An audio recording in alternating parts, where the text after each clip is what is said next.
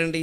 అదే జంతువు అయితే ఏం చేస్తున్నా అక్కడ గడ్డి ఉంది తినేస్తుంది అంతే. అది ఎవరి గడ్డి అనేది దానికి అనవసరం. మనం ఆఫీసుల్లో అడ్డమైన గడ్డి తింటున్నామంటే జంతువుల్లో బతుకుతున్నాం అనమాట. జీతంతో సరిపెట్టుకుంటే వాడు మనిషి, అడ్డమైన గడ్డి తింటే వాడు జంతువు కింద లెక్క. అడ్డమైన గడ్డి అంటే నిర్వచనం తినేవాళ్ళకి తెలుసు, నేను చెప్పక్కర్లేదు. జీతంలా ఉండగా లక్షల జీతాలు ఉన్నాయి, వాళ్ళు ఎవరికి తక్కువేం లేబట్టి ఇంకా ఊరికే బల్ల కింద చేయబెడుతున్నామంటే నాశనం అయిపోవడానికి లక్షణం ఇది. మన కర్తవ్యం మనం చేయడానికి డబ్బు అడుగుతున్నాం. ఇవాళ దేశంలో అన్ని రాష్ట్రాలు అలాగే ఉన్నాయి. లంచగొండితనం, అవినీతి ఎందుకండి?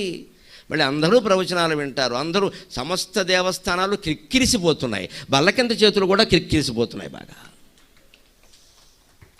ఎక్కడ చూసినా క్షేత్రాలు, ఎక్కడ చూసినా తీర్థాలు, అందులో ఎక్కడ తెలుగు వాళ్ళే మొత్తం. శబరిమలలో మనమే, కాశీలో మనమే, షిరిడీలో మనమే, ఎక్కడ చూసినా మనమే. అవినీతి కూడా మన రెండు రాష్ట్రాల్లోనే ఎక్కువ. నమశివాయ. మల్లినాథుడు త్రిశూలం జరిపించాలి తప్ప వేరే దిక్కు లేదండి దీనికి. ఆయన మూడంచుల ఆయుధం బయటికి తీస్తే కానీ సమాజం మారదండి.